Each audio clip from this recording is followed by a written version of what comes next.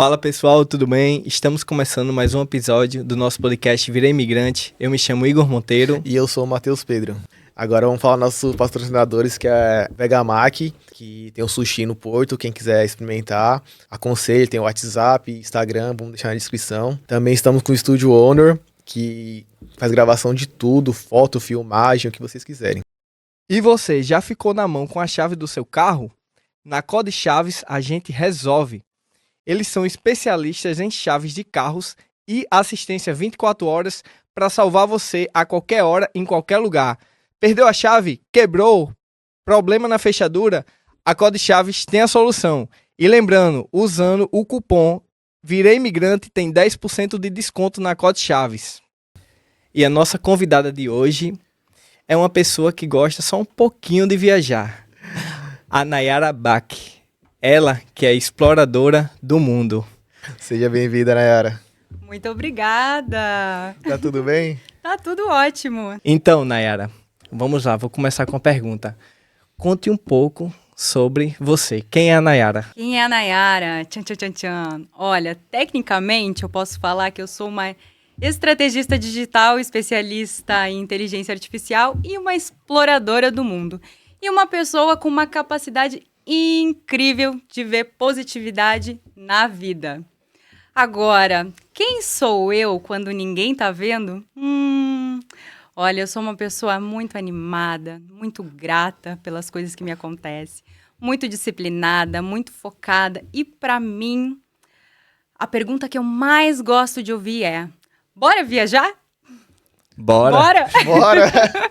Essa pergunta é a melhor que tem, né? Então, Nayara, essa questão das viagens, das paixões pelas viagens, quando surgiu assim pra você?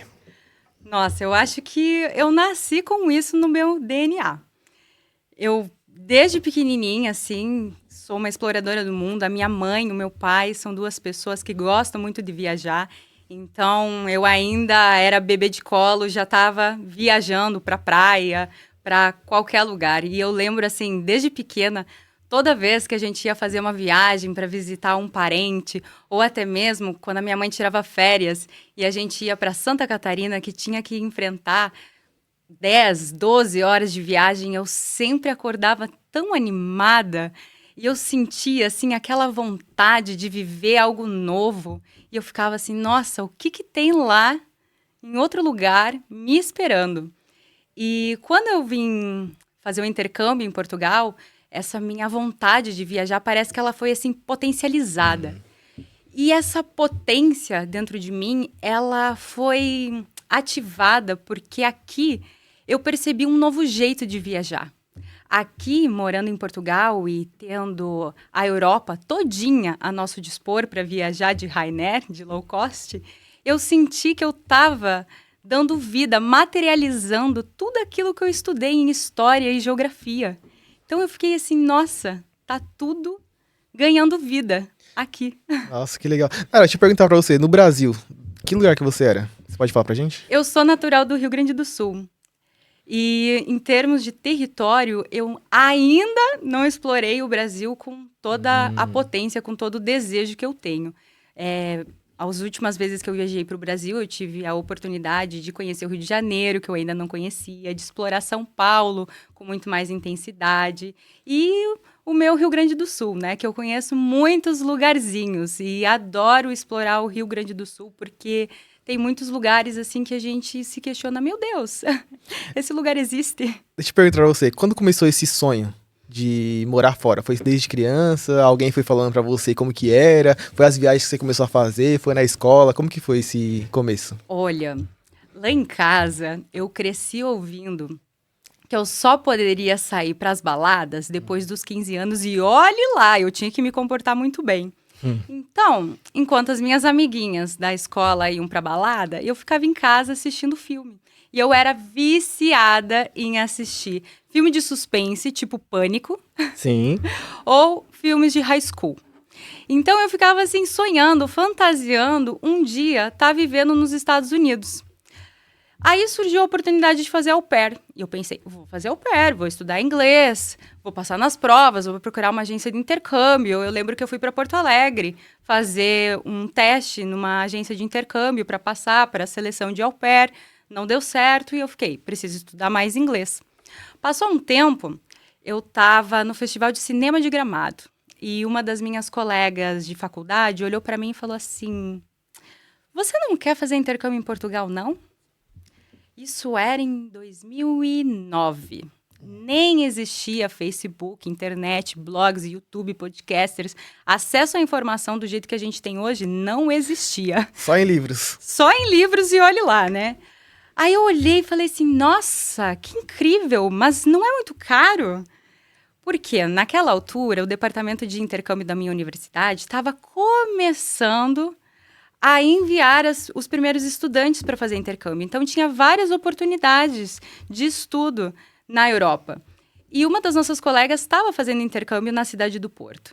E essa minha amiga, a Ramone, ela falou assim, não, a Kaline me disse que não é caro. Não é caro. A vida em euros não é caro. Não. Por quê? Nós estudávamos numa universidade privada. Só que no período de intercâmbio, a gente ficava isento dessa mensalidade. Ou seja, o valor da mensalidade, que na época era R$ 1.300, R$ 1.500, seriam suficientes para sustentar uma vida aqui na cidade do Porto. Lá em 2009, 2010, quando o euro estava custando R$ 2,30. Caramba. Nossa, Eu sou desse que época boa. Aproveitou. Eu sou desse tempo. Então, foi muito incrível. Eu acredito, assim, que as conexões, né? As conexões na vida, né? São muito preciosas. Aí, a gente ficou conversando lá durante o Festival de Cinema. E eu sou muito prática. Sou muito estratégica, sou muito dos planejamentos. E essa minha capacidade de organização, ela faz com que eu ande no caminho certo. E eu disse, Ramone, a gente vai chegar segunda-feira, vamos lá na universidade, vamos no departamento, vamos perguntar isso, vamos perguntar aquilo, e vamos nessa. Eu lembro como se fosse ontem, era uma segunda-feira, eu cheguei em casa no final do dia, falei pra minha mãe assim, mãe, vou fazer intercâmbio em Portugal. Quantos anos você tinha? Eu acho que eu tinha uns 21, 22. E a minha mãe olhou assim. A gente já tinha conversado sobre essa hipótese de eu ir para Portugal, porque um ano anterior foi o ano que eu perdi tudo. Foi um ano que eu perdi todo o dinheiro que eu tinha economizado nas férias, perdi o meu estágio e perdi meu namorado. Tudo junto. Não tinha mais Tudo de nada. uma vez só. Tudo Foi junto. um ano pra esquecer, né? Né? E eu olhei assim, o que eu vou fazer da minha vida agora? E daí eu fui olhar a possibilidade do intercâmbio. E na época precisava ter passaporte e tudo mais. E falei com a minha mãe e ela, tipo, não, você não tem moral aqui, acabou de perder o emprego, tal. E eu pensei, deixei essa ideia do lado. Mas, logo depois a Ramone veio com essa ideia, eu fui buscar informações, cheguei em casa com uma lista, né? Olha, mãe, funciona assim, o valor que você paga a minha mensalidade vai ser o valor que eu posso utilizar para viver, eu tô trabalhando, consigo comprar minha passagem, tal. E assim, era muito engraçado, porque as informações que a gente tinha da cidade do Porto eram completamente diferentes da realidade que a gente encontrou. Mas a gente tinha alguma informação. Para vocês terem ideia, qual era a nossa referência da cidade do Porto? Era o Castelo do Queijo, Sim. a Reitoria, a Sangria, a Francesinha e o departamento da ESN que cuidava dos Erasmus, dos intercambistas que vinham. Essa era a nossa referência. E o Pingo Doce. Inclusive, nos forneceram uma lista de quanto custava cada produto do Pingo Doce numa lista de compras essenciais. Mas como que chegava essa informação? Era através de ligação? Era das pessoas que estavam aqui. Das pessoas que estavam Aí, aqui. Então já tinha um network. Já tinha, porque a minha universidade é uma universidade pequena, o pessoal do curso, todo mundo se conhece, né? E daí, eu cheguei em casa com toda essa estrutura, minha mãe concordou e tudo mais, e eu tinha 1 ano para me preparar para fazer esse intercâmbio. Nossa, foi tão desafiador. Tipo, o processo de tirar o passaporte, imagina, sou do interior. Como que foi? Sou do interior do Rio Grande do Sul. Né? Todas as burocracias eram muito assustadoras. E a chanceler lá do consulado de Portugal, de Porto Alegre, ela tinha uma fama horrível. Então a gente morria de medo de chegar lá e ela não aceitar nossos documentos ou o nosso visto não ser aprovado. Então, assim, foi uma longa jornada. Eu tinha os meus colegas de curso e isso foi muito bom, sabe? Porque estava todo mundo no mesmo barco. Naquela época tinha Orkut. Então tinha uma comunidade, brasileiros no Porto. Então, nossa, que legal. sabe, tinha um acolhimento, assim, era muito legal. A gente ficou na casa onde a nossa ex-colega estava morando, então ela passou o aluguel para nós. Aí nós éramos 3 do curso de Publicidade e Jornalismo da Unijuí e precisávamos de mais 3 pessoas, porque a casa era um apartamento com 2 quartos, em cada quarto ficava 2 camas e tinha o sótão. E o proprietário alugava tudo junto. E a gente precisava de mais 3. Aí a gente conseguiu mais uma do curso de enfermagem que estava fazendo o intercâmbio na mesma época. E depois, lá na comunidade do Orkut, encontramos mais 2. Nossa. Um menino de Lages e uma menina de São Paulo. E fomos morar assim com estranhos. Para mim foi uma experiência de vida incrível, porque eu sou filha única, né? Morava com a minha mãe, então tinha uma rotina de vida, né, muito regrada. E de repente eu fui morar com 5 pessoas Que não Desconhecidas de vários lugares. Nossa, foi uma experiência de vida. Aquilo ali foi, assim, uma disciplina extra do curso do intercâmbio que a gente vai fazer. E é muito engraçado esse sonho, sabe? O sonho sendo materializado. E esse processo de construção, porque não tinha informação. Sim, então, deixa eu perguntar, você tirou o passaporte, aí depois você foi tirar o visto. Esse visto, como que foi pra você tirar? Você teve que mandar o passaporte pra cá, pra eles carimbar, como que foi? A gente Demorou fez o passaporte numa cidade vizinha, porque não tinha o órgão que emite o passaporte em Juí. E depois a gente foi para Porto Alegre, para a capital, né? Então, só para ir para a capital, são 5 horas de viagem. Caramba. Nossa. Distante. Aí a gente levava os documentos, né? Que na época era o passaporte, a carta de aceitação da universidade, que mais que tinha? Uma carta do senhorio, do nosso endereço. Nossa, faz tanto tempo, deixa eu me lembrar o que mais que tinha. Um seguro de vida que tinha, e daí a gente conseguiu um seguro acessível pelo Banco do Brasil. Eram alguns documentos assim, e eu lembro que na época era muito caro, era tipo R$250, assim. Naquela época era um valor muito caro. Aí em 30 dias eles davam retorno, Nossa, e daí você recebia o passaporte em casa com o visto. Aí tudo certo. E esse visto tinha a validade de quanto tempo? 4 meses. 4 meses que era o intercâmbio. Isso. Não, o intercâmbio era 6 meses. Daí a gente chegava aqui e tinha que fazer uma marcação no CEF para solicitar a renovação do visto. Né? A gente tinha que passar por esse processo. E até o CEF daqui, tudo dava medo, sabe? Tudo dava medo, era tudo burocracia. E o interessante de tudo isso foi que no curso de comunicação social que eu estava fazendo, a gente tem uma disciplina final que a gente tem que desenvolver um projeto, tipo um projeto prático, um site, um documentário, qualquer coisa. E daí eu e a Ramone, a gente ficou conversando, eu disse, vamos fazer um blog para documentar todas essas informações, porque está tão difícil a nossa vida, vamos facilitar para as outras pessoas? Sim, a vida do próximo. A vida do próximo. Daí a gente criou um blog super simples no WordPress que se chamava Vida na Estrada Unijuí, ou Na Estrada Unijuí, alguma coisa assim. E era um diário, todos os dias a gente escrevia alguma coisa. Mercado, passaporte, o visto, museu, festa, comemorar em casa, as viagens que a gente fazia. Todos os dias tinha lá um artigo novo, muito, muito simples, assim.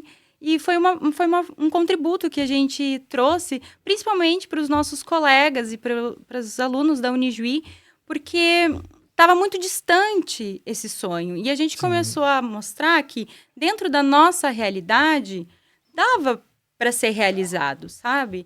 Claro que a gente veio para cá com R$1.500 há 10, 12, 13 anos atrás. Tem um peso diferente, né? Sim. Mas era possível, a gente conseguia fazer muita coisa.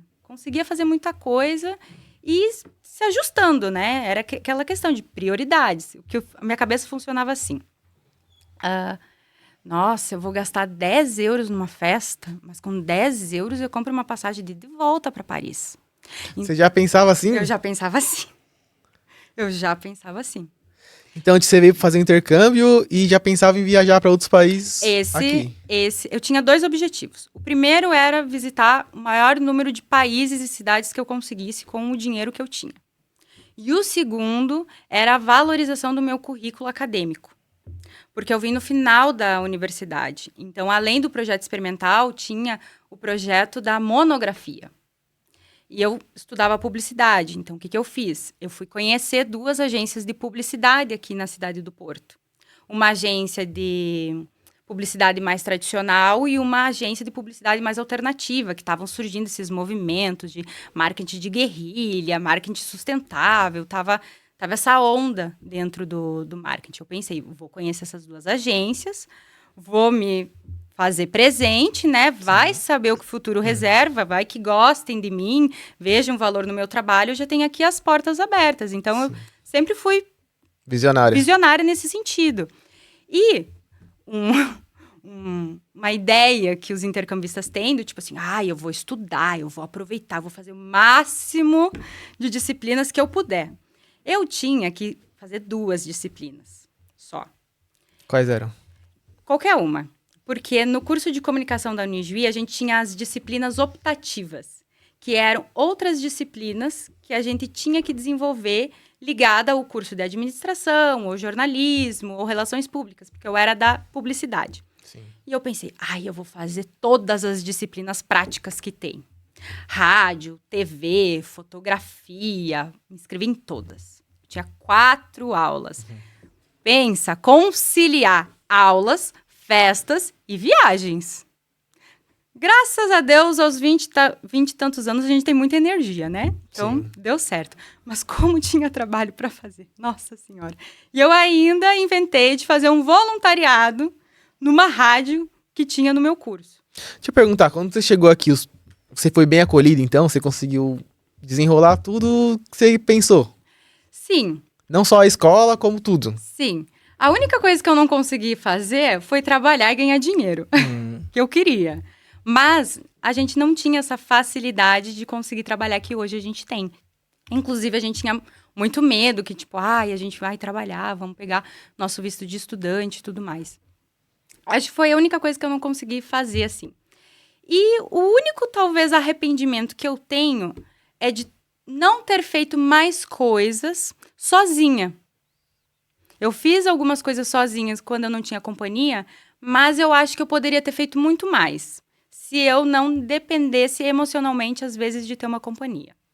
É a única coisa que eu mudaria. Isso é importante você falar, porque tem muita gente que só faz as coisas quando o outro precisa fazer. Eu só vou ali se você for. Se você não for, eu não vou. É basicamente isso, né? E essa questão de fazer as coisas, mesmo quando você não tem companhia, foi algo que, quando eu regressei pra cá em 2012, eu falei pra mim, eu não vou deixar de fazer as coisas que eu quero por falta de companhia. Sim. Então, tipo, você fez os 6 meses, depois você voltou pro Brasil de novo? Voltei. Eu não queria voltar. Sério? Não queria voltar. Eu tava, assim, completamente deslumbrada com a cidade do Porto. Imagina, uma guria do interior do Rio Grande do Sul, né? Nunca tinha ido muito longe. O máximo que eu tinha ido era São Paulo, né? São Paulo, Mato Grosso. Atravessei o Atlântico, viajei de avião pela primeira vez, cheguei numa cidade onde tem metrô, tem shopping, tem McDonald's, todas as coisas que eu não tinha acesso, né? Sim. Imagina, você ir assistir uma ópera, um concerto, e você pagar 5 euros, você ter um cartão de estudante que te permite a entrada em muitos museus. Para mim, isso era, tipo, meu Deus, incrível, incrível. Eu tava deslumbrada. E eu falei pra minha mãe, não quero voltar. E você podia ficar? Depois acabou 6 meses, você podia continuar aqui? Nós podíamos renovar por mais 6 meses, a nossa universidade permitia. Mas pra minha mãe era muito importante eu me formar. Era algo de muito valor, assim. Então, a gente fez um acordo, né? Ela disse, olha, volta, te forma, depois, se você quiser, regressa para Portugal e tudo mais. Mas acho que ela falou isso pensando que, tipo, eu vou voltar e pronto. Vou voltar, vou começar a trabalhar e tá tudo certo. E eu lembro que a última semana no Porto, nossa, foi uma semana de despedidas, assim, era uma choradeira, todo mundo, porque a gente criou amizades muito gostosas, sabe? Tanto com brasileiros como também com estrangeiros. A turma que fazia intercâmbio, tava todo mundo na mesma vibe, né? Então, nós tínhamos ali um grupo muito legal. Eu lembro que, acho que no último mês, a nossa casa era quase um hostel. Ou tinha alguém dormindo na sala, ou tinha malas lá que a galera ia viajar, sabe? Então, era um lugar, assim, de muito acolhimento. Eu queria saber também como que é. Tipo, você falou que você era do interior e do nada você tava com um monte de gente ali convivendo no dia a dia. Você acha que mudou muito sua mente? Não mudou? Mudou. Você Nossa, aprendeu bastante mudou. coisa? Eu já morei com muitas pessoas. E cada pessoa vem ali com o seu contributo de aprendizado. Seja bom, seja ruim, eu sou bom. Seja bom ou menos positivo, a pessoa tá ali para te ensinar algo sobre você, sabe? Então, assim, na primeira experiência, nossa, eu era insuportável. Sério? Teve um episódio, assim, morando na casa, que hoje eu olho e digo assim, gente do céu, o que foi isso? Pode falar? Posso falar. Virou meme, né? Eu virei meme da casa. Eu venho de uma criação de muita disciplina, de muita organização. Então, eu não tenho... Eu tenho uma irmã por parte de pai, mas eu não cresci com outra pessoa dentro de casa. Então, eu funcionava muito à base da ordem da minha mãe. E quando você vai morar com outras pessoas, cada um tem uma ordem. Sim. Né? E uma história de vida, e um jeito de viver. Uma educação, Uma né? educação. E a maioria das pessoas com quem eu morei tinham irmãos. Então, eu acho que a realidade de vida de quem tem irmãos é completamente diferente de uma pessoa que é filha única. Então, assim, eu comecei a ficar em choque com louça que não era guardada, com objeto fora do lugar.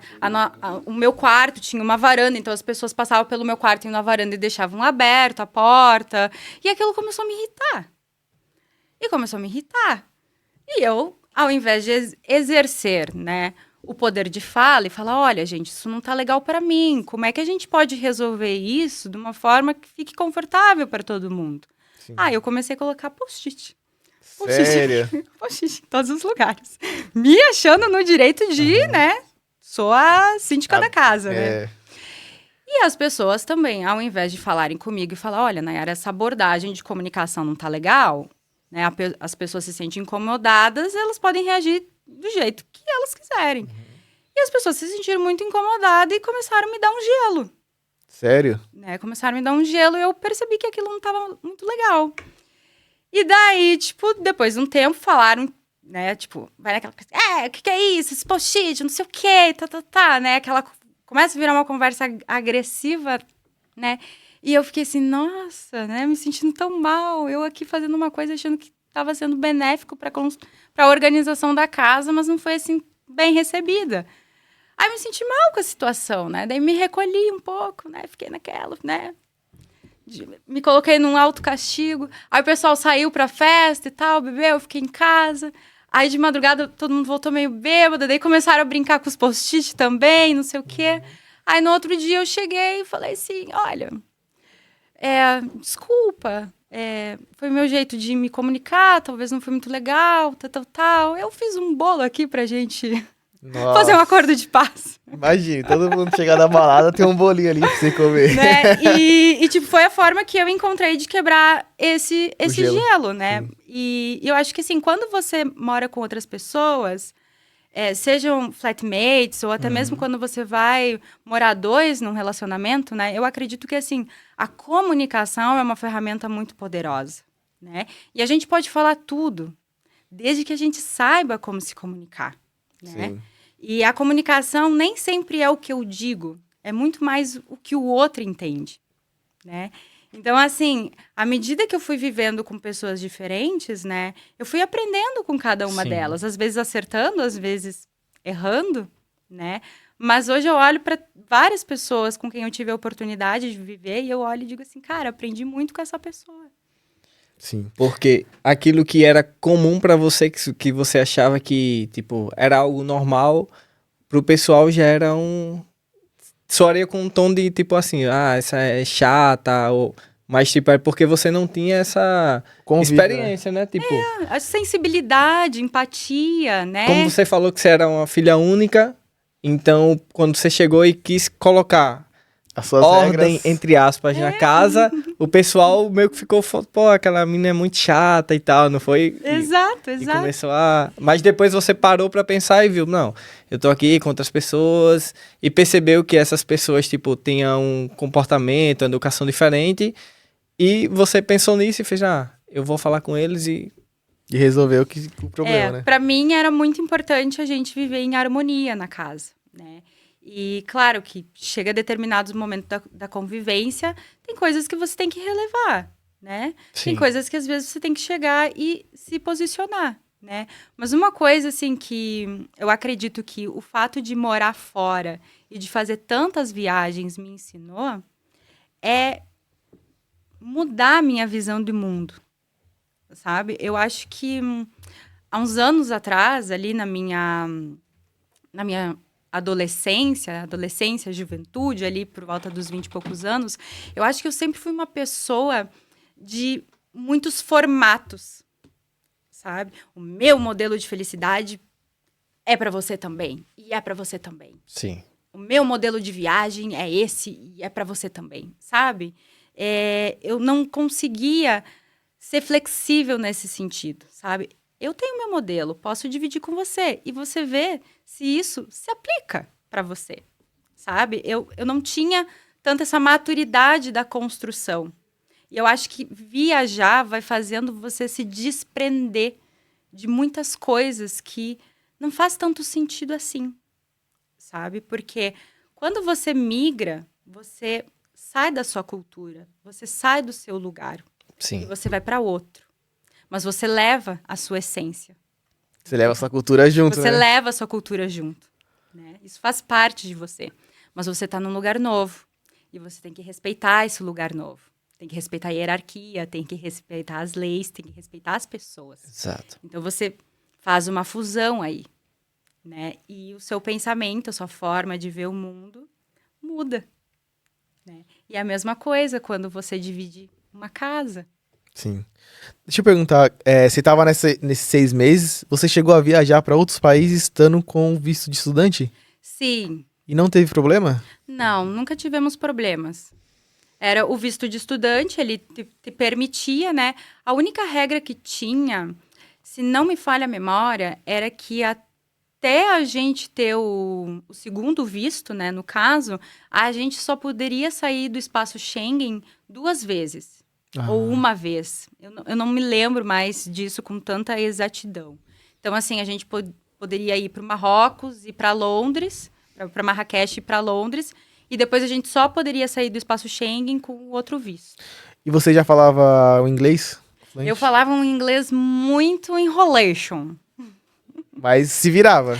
Eu sempre me virei bem. Inclusive, já dei até uma entrevista na Rússia. Nossa. E como foi? Olha, foi uma experiência muito engraçada. Porque eu tive o blog com a minha colega lá, com a minha amiga Ramone. Ah, né? então não era só o seu, era meu e vocês? dela. Era das meu e duas. dela. Depois eu desenvolvi um outro projeto, mas eu estava no Brasil e não fluiu. E quando eu voltei para Portugal, em 2012, porque minha história, né? Voltando lá na minha história. Sim. Eu voltei para o Brasil, me formei e já estava trabalhando na minha área. E eu estava trabalhando na minha área, mas eu estava naquela assim, um dia eu vou voltar, um dia eu vou voltar, um dia eu vou voltar. E era nesse dia eu ia voltar e eu estava assim um pouco sem saber que futuro eu ia dar para minha carreira, porque eu fiquei um tempo trabalhando na universidade como bolsista e depois como estagiária no... Como é que era o nome? Tinha uma agência experimental do curso de comunicação. Então, eu gostava muito desse ambiente acadêmico. E eu pensei, depois da universidade, né? Me graduei em publicidade e propaganda. Começou o marketing digital. Veio o Facebook, o Orkut, estava surgindo aí um movimento, sites e tudo mais. Eu pensei, vou fazer uma pós em marketing digital. Eu pensei, vou fazer um mestrado porque eu gostei daquela vibe da universidade. Não passei no mestrado na minha universidade e fiquei. E se eu for para Portugal fazer um mestrado? Aí, Uma das minhas colegas de trabalho falou que uma amiga dela estava na Universidade do Minho fazendo mestrado em jornalismo. Eu disse, me passa o contato dela para eu conversar. Conversei com a Alice, ela me passou as informações e aquilo entrou na minha cabeça. Só que eu estava num período de trabalho muito acelerado e eu me esqueci da candidatura. Faltava acho que uma semana, a Alice me manda uma mensagem. Olha, não sei se você está atenta, mas o edital encerra sexta-feira. E eu pensei, meu Deus do céu, eu não posso perder essa oportunidade. Porque se eu não fizer a minha candidatura essa semana, é só ano que vem. Uhum. Olha, eu saí correndo com tudo, peguei o telefone, liguei para minha mãe e falei assim, mãe, preciso de uma ajuda. E ela o quê? Vou me inscrever para fazer um mestrado. Ela, mas minha filha, de novo e tal, porque eu já tinha feito um que não tinha passado. Ela, tá bom, mas se é isso que você quer. Minha mãe sempre foi muito incentivadora. Sempre te apoiou, né? Sempre muito incentivadora. Eu disse assim, só tem um detalhe, mãe, o mestrado não é aqui. Ela, onde é que é? Eu disse, é em Portugal. Aí ela, de novo Portugal. E qual foi a reação dela? A minha mãe não estava mais morando em Juí. Ela tinha se mudado para Ji-Paraná, do outro lado do Brasil, viver o relacionamento que na época ela namorava. Meu padrasto tinha ido morar para lá. Então eu tava, tipo, vida adulta, né? Uhum. E a minha mãe, e o que você precisa de mim? Deu, mãe, agora eu não preciso de nada, mas pode ser que mais pra frente eu precise de dinheiro. E ela, não, tá bom, vai lá, se inscreve e tal, a gente dá um jeito. Olha, eu corri aquela semana com tudo, porque tinha que fazer o seguro, tinha que enviar as coisas pra Portugal, era tudo demorado, tudo lento e tal, mas deu tudo certo. Eu me inscrevi e eu pensei, não vou contar pra ninguém. E isso depois de quanto tempo que você tinha voltado já? 1 ano e meio. 1 ano e meio. 1 ano e meio. Aí não contei pra ninguém. Aí, acho que era metade de maio, uma coisa assim. Eu fiquei assim, nossa, tem um edital. Será que já saiu o resultado? Vou dar uma olhada. Como é que tá isso, né? Tipo, tinha me esquecido. Aí eu olhei assim, voltei uma noite assim do cinema, sábado de noite, sozinha em casa. Eu peguei, abri aquele edital e olhei assim, olha aqui meu nome em segundo lugar. Nossa, em segundo. Parabéns. Aí, no outro dia, peguei e liguei pra minha mãe. Eu disse, passei. Agora eu tenho que pedir demissão. Nossa, e como foi? Tipo, você tinha... Tava empregada, tinha tudo e amanhã eu vou pedir demissão porque eu vou ter que viajar. Eu tava muito feliz no meu emprego. Eu adorava o meu emprego, adorava os meus colegas de trabalho, mas eu ganhava tão pouco. Sério? Nossa, o meu salário era tão baixo. Eu tinha que viajar todos os dias 60 quilômetros. E às vezes... Por exemplo, eu saí da universidade deslumbrada em construir uma carreira numa agência super grande, assim. Eu sonhava, tipo, os livros que eu li, quero trabalhar lá na agência desse publicitário famoso e tal, quero ir para Porto Alegre, capital. Mas às vezes, sabe, quando às vezes você não sabe por onde ir. Você não pensava em São Paulo? Rio de Janeiro? Pensava em São Paulo, mas ficava ainda naquelas, sabe, uns medos ocultos, assim, algumas coisas te travando. E, não sei, engraçado, que eu, falando agora aqui com vocês, eu penso assim, nossa, eu tava com medo de ir ali pra São Paulo. Que é do lado. Que é do lado. E pra atravessar o mas oceano. mas na hora de pegar um avião, atravessar o Atlântico. Mas, tipo, você ficou surpresa quando viu seu nome lá. Essa questão que você falou, tipo, não vou contar pra ninguém. Tipo, você já tinha aquela confiança e sabia que ia dar certo? Ou você pensa que, tipo, se você contasse, poderia dar errado? A minha mãe sempre dizia, não conta pra ninguém. Quando eu estava em processo de procura de emprego, ela dizia, não conta pra ninguém. Porque a gente não sabe as energias que estão aqui ao nosso redor. Então, sempre quando eu tô em algo muito importante, eu não conto pra ninguém. Ou eu conto, assim, pra pessoas muito selecionadas. Muito, por exemplo. A única pessoa que sabia que eu vinha aqui, além de vocês, era o meu noivo. Sim. E hoje eu falei pra minha mãe, mas eu nem sei se minha mãe sabe o que é um podcast. Agora vai saber. Agora ela vai assistir. Um beijo pra você se estiver me assistindo. Com certeza ela tem que assistir, hein? Sabe? E eu fico assim, a energia, sabe? Do desejo de conquistar algo tem que ser tua, tem que ficar contigo. Então, se eu quero muito alguma coisa, eu guardo pra mim, eu visualizo, eu pratico aqui a gratidão como se já fosse real e eu vou na fé com isso. Fazia uma semana antes de vocês me convidarem, eu tava. eu quero ir num podcast. É sério? Foi o primeiro, né? Esse? Foi o primeiro, esse é o primeiro podcast que eu apareço. E eu tava assim, eu vou falar com o Patrick, pedir pro Patrick me indicar aqui pros podcasts que ele já foi, e eu vou pedir. E eu nem falei com o Patrick. Vocês chegaram. Sim, e foi através de uma viagem. E eu Sabia? nem sabia que tinha gente famosa na viagem. Olha como é bom você fazer um bom trabalho. Sério, Como foi? foi na Serra da Estrela que a gente foi. Acho que um dia antes eu falei, vou pra Serra da Estrela. Tipo, vi lá no... Na verdade foi assim, o casal que a gente conhece, eles mandaram pra gente, tem essa agência, eles fazem Serra da Estrela, não sei o quê. Falei, tá bom. Aí eles passaram na sexta-feira, aí no sábado eu vi, falei, vou comprar pro domingo. Aí fui lá e comprei. E comprei meio da minha esposa. A gente foi, esse foi o guia.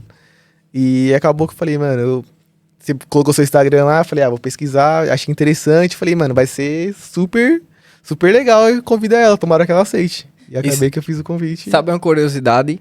Tipo, tu foi lá com tua esposa pra Serra da Estrela e no dia mesmo, no dia antes, você foi no sábado, né? Acho que foi no domingo, não foi no sábado. Domingo. Domingo, né? Tipo, num sábado eu tava reunido com meu amigo e a sobrinha dele lá e fez, pô, vamos pra Serra da Estrela. Tanto que, só que já tava tarde, já eram as 2 horas da manhã. Ele fez, não, mas a gente tem que acordar cedo pra ir.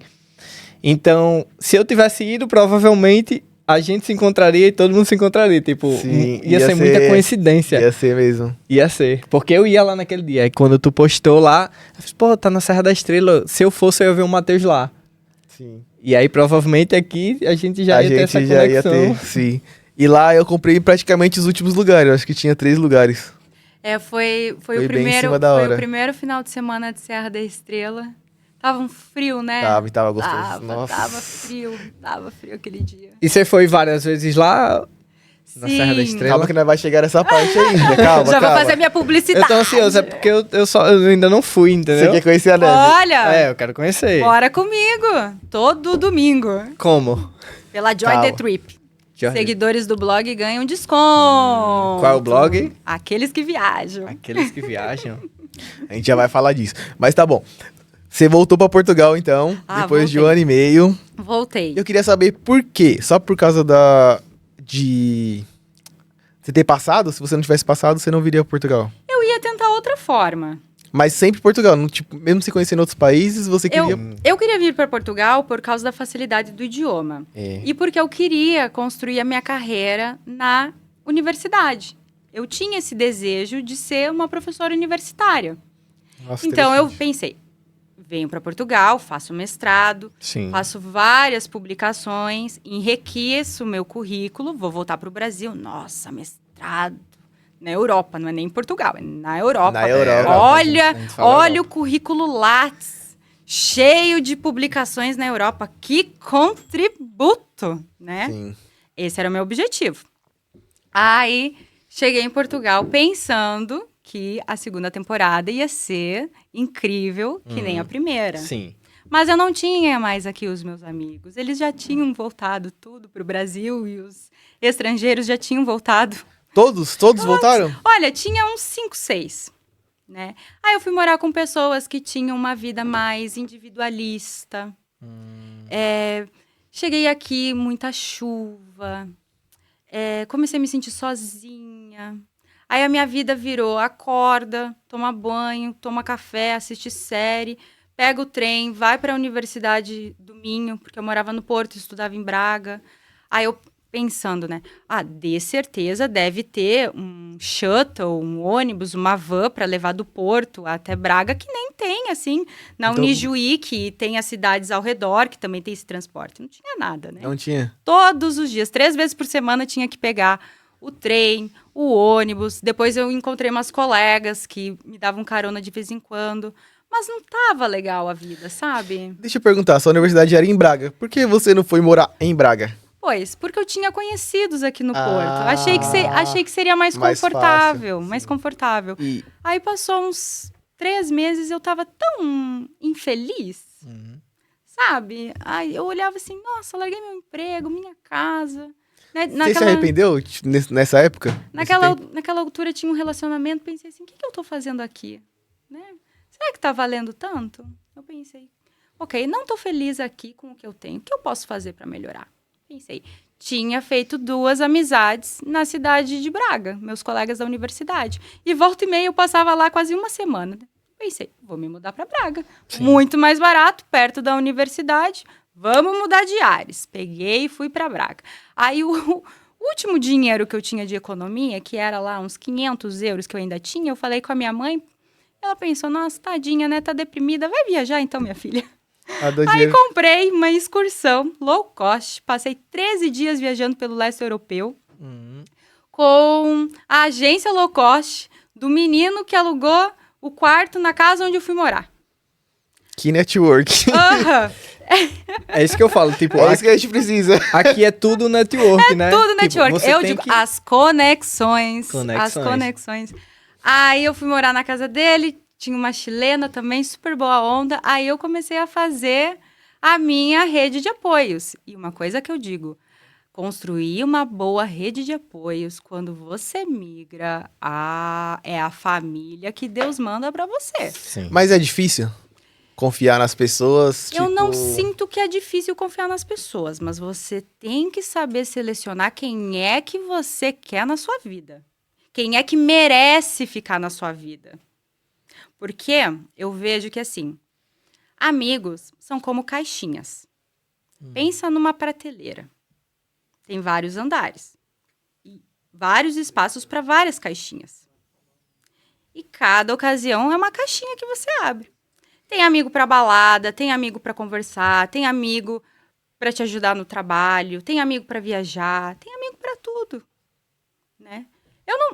Olha, eu tenho alguns amigos que eu posso dizer assim, nossa, 360, quase um bombril aqui. Mas eu também tenho muitos amigos que são específicos, eu não consigo colocar todos eles juntos. E faz parte. Se misturar muito também dá errado, eu acho. Uma vez eu misturei muitas pessoas de muitos lugares e deu errado. Acontece. Eu acho que a questão de amizade você tem que selecionar bem porque influencia no que você quer, né? Tipo, Exato. se você tem uma pessoa que gosta muito de sair, você vai ser influenciado a ficar saindo. E se tem pessoas que gostam de viajar, você tá lá naquilo, você consegue, tipo, ir pra viagens, questão de saúde em geral, tipo, tem pessoas que só gostam de, tipo, curtir e tem pessoas que gostam mais ali de viver a vida e, tipo, a tua vibe é mais essa, né? De, tipo, viajar, de viver uma vida, assim, tipo, mais saudável. Então, com pessoas...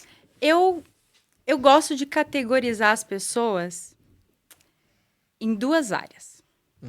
As pessoas foguetes, são aquelas que te levam lá pra cima, e as pessoas âncoras, que te deixam aqui, ó, estagnado ou te afundam. Sim. Essas eu deixo aqui, ó, bem no cantinho. E as outras foguetões, eu me colo nelas. Principalmente se eu tô querendo alcançar algo muito específico. Por exemplo, lá em Braga, eu me juntei com pessoas que corriam. E eu posso dizer que eu consegui concluir uma maratona, correr 42 quilômetros, muito por disciplina, mas também porque eu estava conectada às pessoas certas. Com certeza.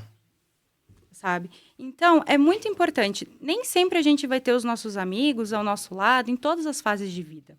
Tem amigos que às vezes a gente dá uma distanciada, porque tá numa vibe um pouquinho diferente da nossa. E tá Sim. tudo bem, sabe? Então, por exemplo, assim, eu tô numa fase de vida agora onde a alimentação, o treino e o meu trabalho, que são as viagens que me ocupam até nos finais de semana, estão sendo a minha prioridade. Então, amigos que são mais de balada, nesse momento, as minhas interações são mais por redes sociais e menos momento presencial. Isso que a gente não perguntou também, né? O que você trabalha hoje em Portugal? Então, eu trabalho com muitas coisas. A minha profissão principal, eu sou estrategista digital, especialista em inteligência artificial. E eu passei por uma transição de carreira, que aconteceu o ano passado. Que foi em 2022, quando eu estava no Brasil de férias, eu passei por um processo de desligamento. A empresa onde eu trabalhava cresceu expressivamente durante o período do Covid, foi comprada por um grupo internacional, iniciou um processo de internacionalização, cresceu, eu ganhei vários projetos para gerenciar e tudo mais, estava incrível, maravilhoso, mas o mercado aqui em Portugal começou a se comportar de uma forma diferente e a gente não conseguiu reagir. Então, a empresa cresceu e depois não conseguiu sustentar o crescimento. E daí, na demissão em massa, eu fui uma das desligadas e isso aconteceu quando eu estava no Brasil. E, num primeiro momento, foi, assim, um choque muito grande. Porque Não esperava, né? eu não esperava, porque era início do ano. Eu fui para uma reunião de avaliação de performance. Eu já percebia que as coisas não estavam muito bem, o clima organizacional estava um pouco pesado, mas eu ainda assim tinha alguma esperança, porque eu estava liderando projetos novos. Quando eu cheguei para fazer a reunião, eu me deparei com o CEO da empresa, que foi conduzindo a reunião com um discurso e eu fiquei assim, meu Deus do céu, eu estou sendo desligada e agora o que eu faço? Né? Naquele momento eu só pensei assim, não chora. Né? Foi um banho de água fria. Então foi ele direto que te deu a notícia? Foi ele, junto do meu chefe, junto da diretora de RH. Foi, assim, um choque para mim. E eu fiquei pensando assim, meu Deus do céu, quem é que concordou com esse processo de desligamento dessa forma? E isso é uma coisa, assim, que eu fico, meu Deus, profissionais de recursos humanos, cuidem das pessoas que vocês contratam e cuidem ainda melhor quando vocês vão se desfazer delas por algum motivo, né? Então, assim, foi um choque muito grande naquele momento. E eu fiquei assim... Minha mãe até perguntou, e o que você vai fazer agora? Agora? Eu tenho mais 2 meses de Brasil. Agora eu vou aproveitar isso daqui com toda a intensidade do mundo. E quando eu regressar para Portugal, eu vejo o que eu faço da minha vida. Quando eu voltei, era, tipo, nova vida, literalmente. Sim. As pessoas da minha casa eram diferentes. Eu mudei de academia. Eu fiz algumas mudanças na minha vida. E eu pensei, agora eu vou dar um restart. Eu tinha muita vontade de fazer um ano sabático na Ásia. Muito. Comecei a fazer um planejamento para ir para a Ásia, mas me perdi no meu planejamento. E, assim, eu entrei numa fase de reorganização sem fim. Como assim você se perdeu? Eu me perdi. Na verdade, eu acho que eu não me perdi. Eu acho que eu precisava me reencontrar, né? Então, assim, depois que você passa um longo tempo trabalhando na mesma empresa e tendo uma rotina, e aquilo deixa de fazer parte da sua vida, eu me questionei assim, quem sou eu depois de tudo isso que eu estava acostumada a ser? Tipo, você construiu, tava no lugar que você queria e daqui a pouco, pum, acabou. Acabou. O que eu vou fazer agora? E tinha quanto tempo na empresa? Eu estava 3 anos e pouco na empresa. E foi muito engraçado que naquela época eu fazia terapia. E no início do ano, eu tinha escrito no meu bullet journal quanto eu precisava economizar por mês até abril de 2024 para pedir demissão e fazer o meu ano sabático. Ah, então você já tava meio que nesse processo. Eu já estava nesse processo. E em janeiro, uma semana antes da reunião, eu já tinha escrito. Eu pensei, ok, por mês eu preciso juntar 338 euros, que era o que me faltava, que eu queria atingir uma meta financeira para pedir minha demissão e fazer meu sabático. E quando eu cheguei para minha psicóloga e falei o que aconteceu, ela olhou para mim e falou assim, olha, a vida que você tanto queria acabou de acontecer. Só teve um preço a pagar. E eu pensei, chegou, a vida chegou. Só que às vezes a gente deseja algo e quando chega, Não tá preparado. a gente não tá preparado. E eu claramente não estava preparada. Então eu comecei num processo de reorganização e parecia que ele não tinha fim. E daí nesse processo de reorganização eu resolvi dar uma chance pro amor. Ah, então nessa época você estava sozinha. Eu estava solteira. Aí eu resolvi dar uma chance pro amor. E daí eu quis viver o amor. Com tudo que ele tinha para me oferecer. E fui indo nesse processo. Aí, quando chegou o final do ano, eu pensei, vou buscar a minha recolocação, porque o ano tá passando, as contas precisam ser pagas, minha reserva de emergência todo mês tá indo um pouquinho. E nesse período, foi terapia, foi livros, foi cursos, foi viagens, foi fazer trabalhos diferentes. Eu tentei voltar com o meu projeto de viagens, eu ia me movimentando. Mas sabe quando você vai, mas você não vai? Você falta alguma coisa. E eu ficava assim, o que está faltando aqui? E o que faltava? O que faltava? Faltava um propósito. Sim. Faltava um propósito. Por quê? O meu propósito de vida estava muito associado ao meu trabalho. E eu fiquei assim, o que eu quero com o meu projeto de viagens? O que eu quero com o meu servir dentro da área do marketing? O que eu quero? Eu quero impactar vidas, mas de que forma? Você Sabe? se auto-perguntava isso? Eu me perguntava. Eu sou uma pessoa que se questiona. Eu sou muito de me questionar, sabe? E gosto muito de escrever. Para mim, a escrita é algo terapêutico. A escrita e a corrida é muito terapêutico para mim, sabe? E essa foto aí. Ai, adoro essas fotos. Caravana? Essa foi a minha viagem do ano, a minha viagem de aniversário do ano retrasado. Dando retrasado. Essa onde? viagem foi muito Foi boa. aonde? Essa viagem foram vários lugares. O nosso objetivo era chegar no Parque do Somiedo. É onde fica? Fica nas Astúrias. A gente alugou uma autocaravana. Desde os meus 30 anos, eu me presenteio com uma viagem. Certo. E eu sempre fico. O que eu quero viver no dia do meu aniversário? Você acha importante o dia do seu aniversário? O dia do meu aniversário é o dia mais importante da minha vida. É o dia mais importante. E fazer aniversário em dezembro é disputar a atenção com jantares de Natal, com Ano Novo, com festas, com... Ai, amiga, não tenho dinheiro. E eu pensei, cansei disso. Cansei de não ser prioridade na vida dos outros. Tá tudo bem, mas eu vou ser a minha prioridade. No dia do meu aniversário, eu vou me dar sempre um presente. E essa viagem foi muito legal. Essa viagem, a gente alugou uma autocaravana, na época era meu namorado. E eu disse... E agora não é mais? Agora é meu noivo. Ah, que legal. Agora mudou o Parabéns. status. Agora Agora mudou o sim, status.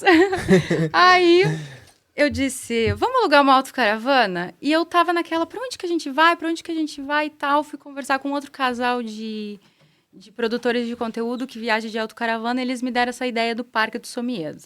Aí eles me deram umas orientações, pensei, vou construir. Então, nosso objetivo era pegar a autocaravana, a gente ia para Ourense, curtia lá as termas públicas de Ourense, depois a gente ia para as Las Medulas, fazer uma trilha, e depois a gente chegava no Parque do Somiedo para fazer caminhadas na natureza, nos lagos e ser feliz. E eu disse, vai ser uma viagem slow travel. Eu sempre sou muito acelerada, muito planejamento, muito vamos fazer isso. Eu vou fazer diferente. Eu vou fazer um slow aqui. A vida tá pedindo um slow. Vou deixar aí. E pra viajar, não é caro? Eu quero, você viaja bastante. Como você consegue, viajar tanto?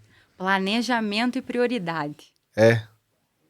Planejamento e prioridade. Você já conhece quantos países? São 30 países e acho que umas 150, talvez 200 cidades, contando vilas, aldeias. Nossa, eu passei por muito lugar. Sério?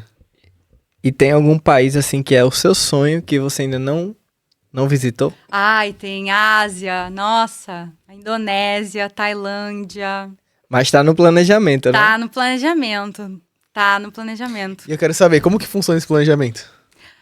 Então, tem várias formas de eu planejar as minhas viagens. Vou compartilhar algumas. Quando tá chegando o próximo ano, eu olho e vejo quais são as viagens que eu quero realizar e quanto mais ou menos cada viagem dessas vai custar. Então, por exemplo, o ano passado a gente viajou para a Croácia por conta do festival Ultra Europe, né? Então, a gente comprou o ticket em novembro e de janeiro a junho, a gente começou a colocar 50 euros numa conta, né? Então, por mês, tinha 100 euros dos dois. Aí, num mês, a gente reservou as hospedagens, no outro mês, a gente reservou o carro, no outro mês, a gente foi ver os passeios. Então, eu divido ela. E eu sempre vou fazendo umas poupancinhas. Aí, por exemplo, meu aniversário. Eu vou jogando numa poupança 50 euros. Sim. Quando chega no dia, você já tem um dinheiro pra você fazer. Eu já tenho esse dinheiro. Eu quero saber também, épocas. Eu sempre procuro viajar fora de temporada. Fora de temporada. Julho do ano passado foi um caso muito atípico. E foi assim, realmente, julho e agosto, não volto a viajar, exceto se for algo muito específico. Eu fujo de julho e agosto para viajar. Porque o valor que você gasta numa viagem de julho e agosto, você poderia fazer 2. Então... Qual que é uma média de uma viagem, mais ou menos, assim, uma viagem que você acha que não é tão cara? Depende da viagem que você Depende. vai fazer, depende muito específico. Olha, eu já fiz viagens, assim, muito baratas. Por exemplo, quando eu estava fazendo mestrado, eu jogava todas as moedinhas num cofrinho. Aí passou 1 ano e pouco, eu pensei, vou ver quanto tem aqui e vou viajar com esse dinheiro. Eu tinha 120 euros De moeda? de moeda. Tinha 120 euros de moedinha. Nossa. E foi uma viagem que eu fiz com uma amiga minha, com quem eu morava, que também estava fazendo a dissertação de mestrado, e a gente falou, se até sexta-feira a gente entregar o capítulo 1 da dissertação, a gente vai viajar para as Ilhas Cíes. Combinado? Combinado. A gente olhou quanto custava o ônibus, vê o hostel mais barato que tem, quanto custa a ferry, é isso. Então tá, sexta-feira a gente tem que entregar, porque sexta-feira a gente pega o ônibus. Combinado? Combinado. Olha, aquilo foi um motivador para a gente terminar o primeiro capítulo. A gente terminou o primeiro capítulo, viajamos. Foi uma viagem incrível. Tava um sol maravilhoso. Fizemos nudismo pela primeira vez, eu e essa minha amiga. E passamos 3 dias sem conseguir escovar os dentes, porque as 2 comunicadoras moravam juntas, não se comunicaram e viajaram sem levar pasta de dente. Nossa. E a viagem foi tão corrida no sentido de, tipo, aproveitar os lugares, que nós não conseguimos passar em um supermercado comprar pasta Uma de pasta dente. de dente. E essa questão de tu conciliar o trabalho com a viagem. Por exemplo, tu planeja uma viagem para um mês daqui a 7 meses, mas a questão do trabalho daqui para lá, como é que você faz? Eu vou conciliando. Por exemplo, quando eu trabalhava no Mercadão, teve um período que eu fiquei na França. Eu fiquei 15 dias na França. Eu viajei para lá para participar de uma corrida.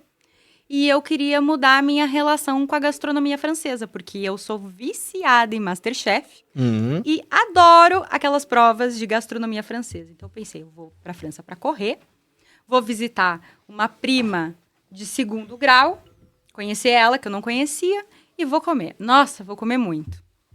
E levei meu computador e trabalhei a partir de lá. E foi incrível, porque na cidade de Paris tem vários museus e vários estabelecimentos que você consegue trabalhar.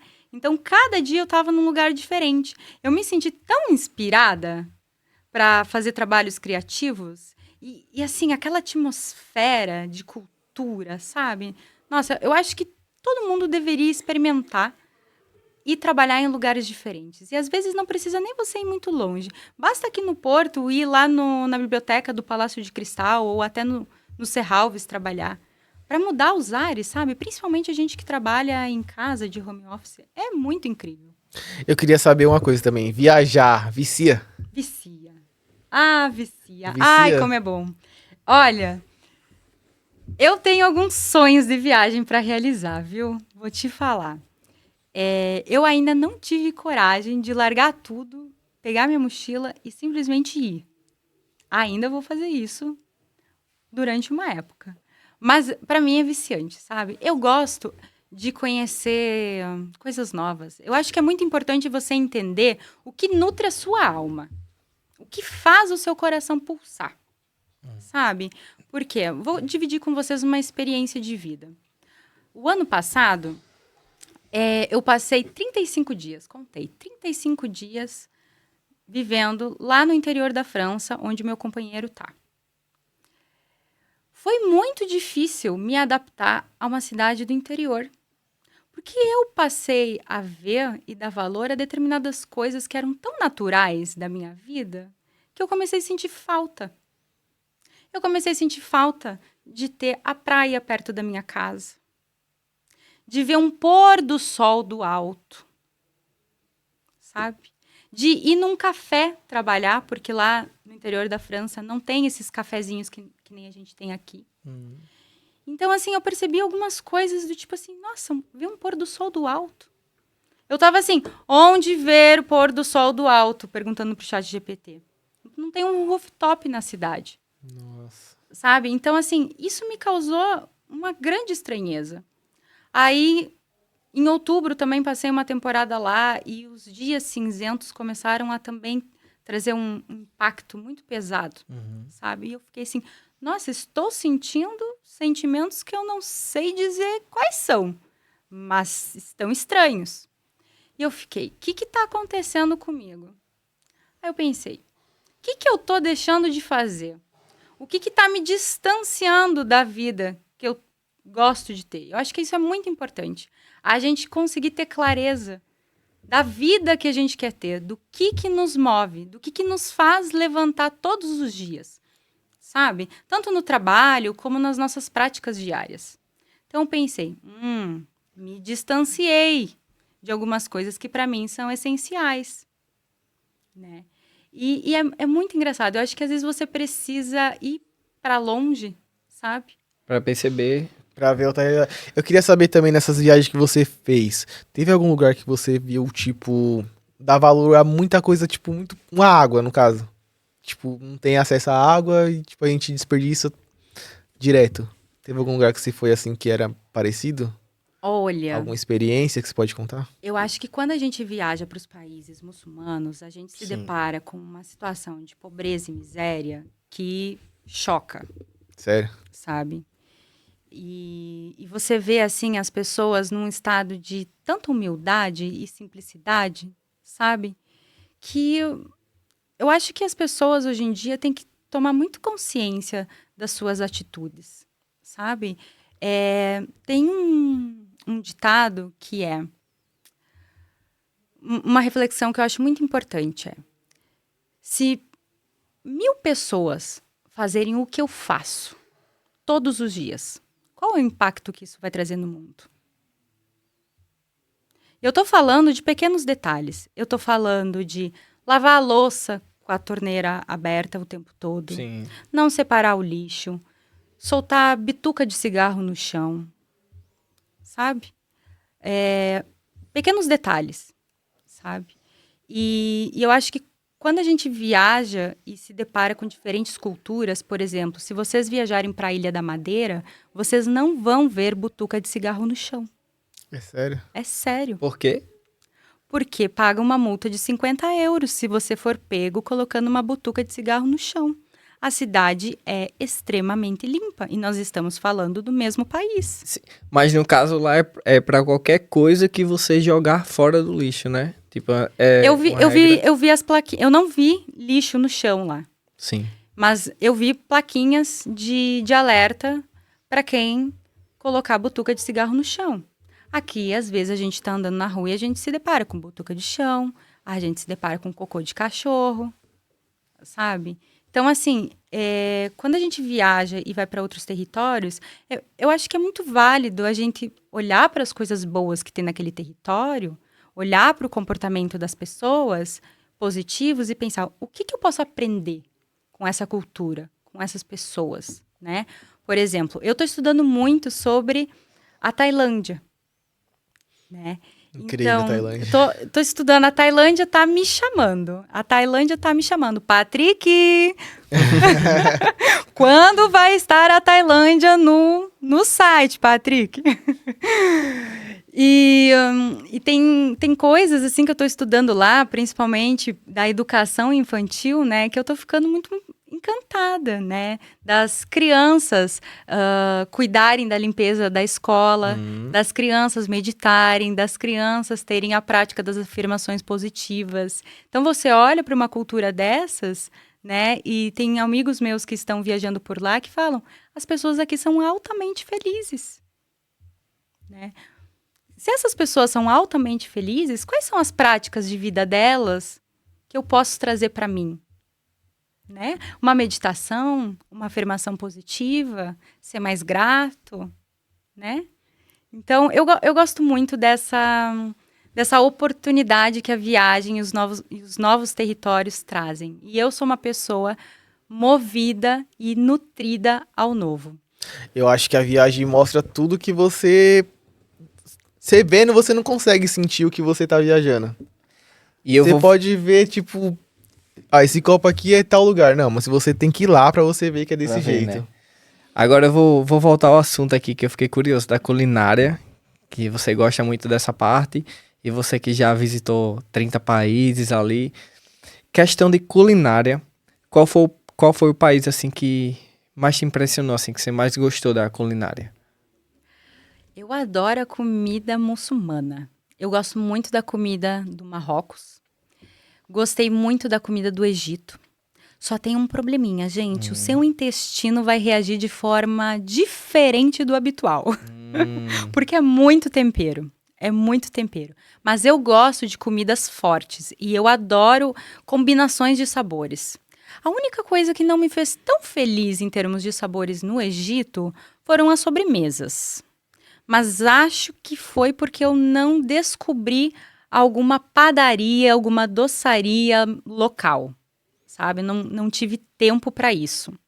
Nossa, falando do Egito também, tipo, o Egito todo mundo fala mal, mas eu quero muito conhecer o Egito. Nossa, vamos comigo, setembro. Tipo, eles falam em questão das mulheres, que dizem que não respeitam as mulheres, isso é verdade? Eu em nenhum momento me senti desrespeitada lá, muito pelo contrário. Eu fui sozinha e encontrei uma amiga lá, que viajou do Brasil, e assim, o Egito foi maravilhoso. O Egito entregou tudo e muito mais. Vivemos perigosamente? Vivemos. Por exemplo, quando a gente estava na cidade de Gizé, que é onde tem as pirâmides, nós decidimos dormir lá porque nós queríamos ver o show de luzes que acontece de noite nas pirâmides. E nós queríamos tomar uma cervejinha. E onde você vai encontrar uma cervejinha? Numa cidade de interior, digamos assim, né? Aí a gente foi pedir informação, nos orientaram onde que a gente poderia ir numa loja específica para comprar álcool. Quando estávamos indo, passou um rapaz de moto e perguntou para onde a gente estava indo. A gente falou e ele disse, eu levo vocês. E nós, não, a gente vai a pé dele. Eu levo vocês. Mas leva onde? Aqui na minha moto. Nós duas? É, nós duas. E a minha amiga ficou assim, vamos. Eu olhei assim, nós duas numa moto? Vamos! Vamos! Olha, a gente subiu na moto, ele levou a gente na loja, passamos por umas ruazinhas, olha, parecia que a gente estava andando na favela. A estrada era de terra, as casas eram assim, tipo, caindo aos pedaços. Chegamos na loja, compramos nossas cervejas, aí ficamos conversando com o vendedor da loja. O rapaz da moto ficou conversando com a gente, nos levou de volta e a gente pensou, vai pedir uma gorjeta, né? Porque aqui todo mundo pede uma gorjeta.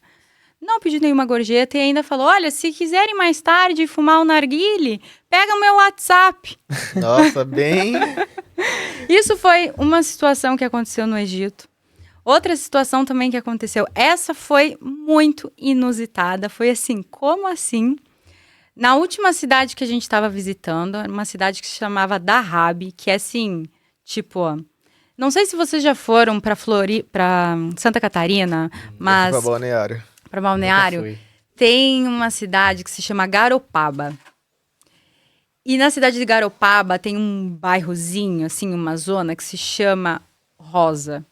Dahab me lembrou muito esse lugar.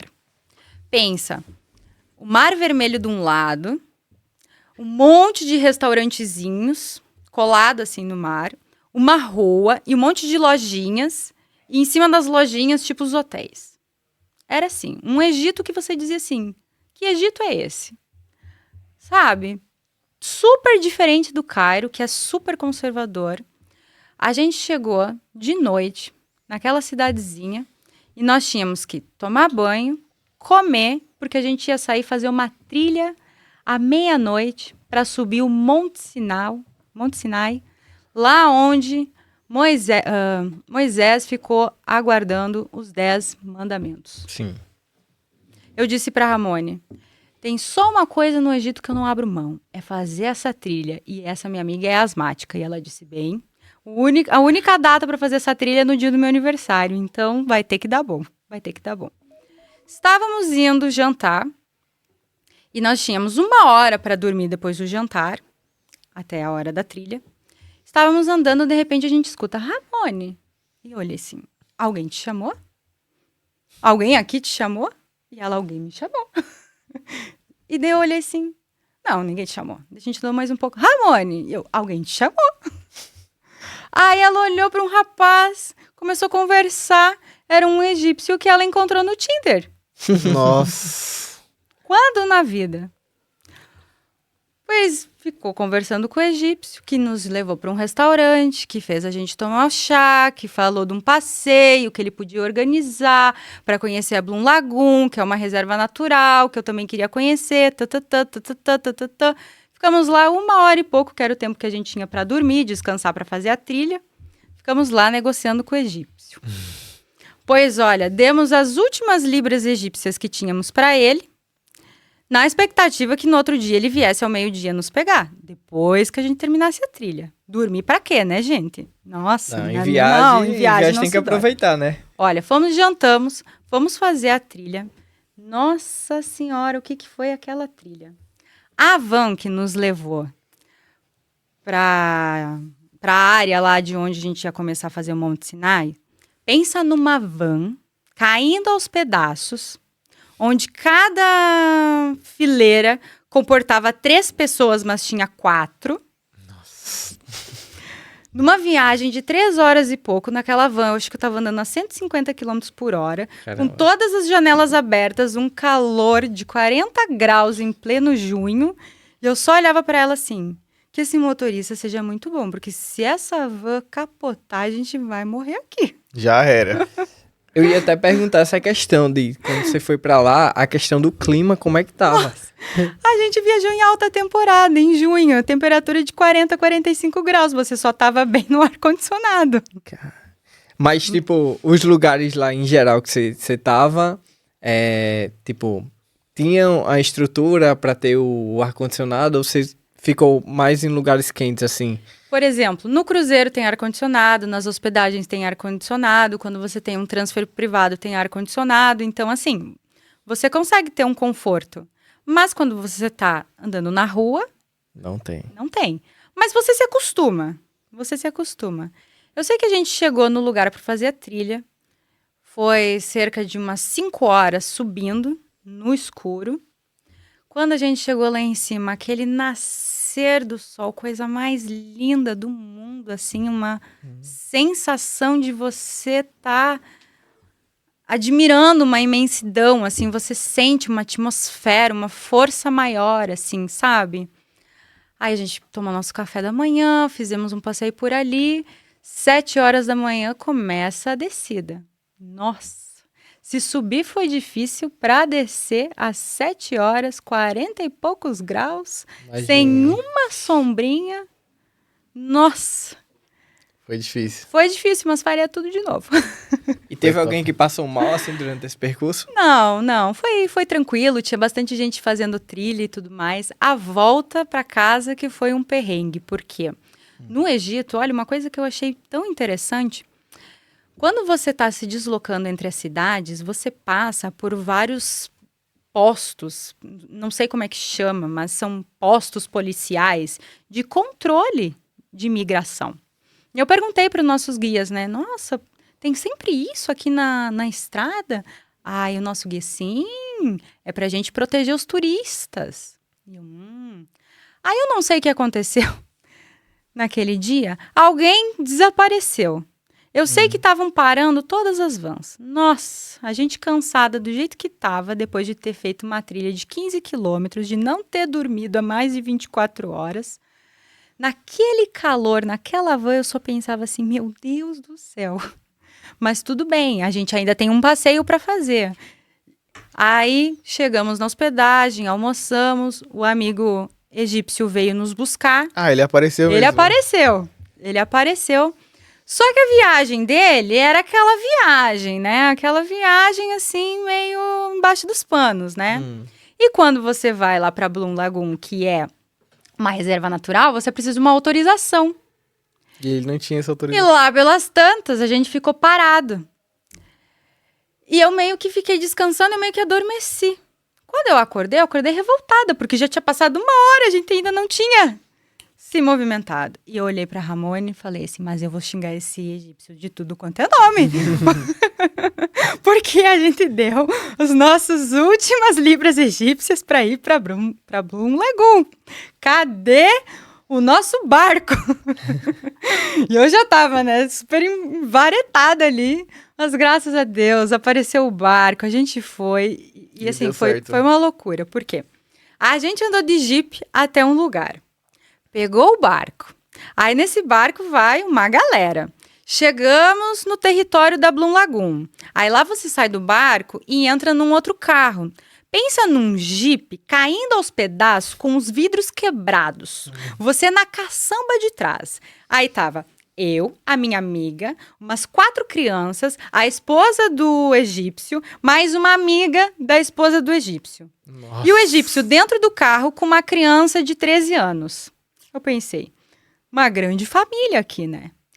Andando naquela estrada cheia de pedra, aquela caçamba fazendo assim, paca, paca, paca, paca, paca, vento. Uma aventura de verdade. Vento, terra, sabe? Porque lá no Egito, você termina o dia, você passa o dedo assim, ó, você tá suja de terra e o seu cabelo tá duro.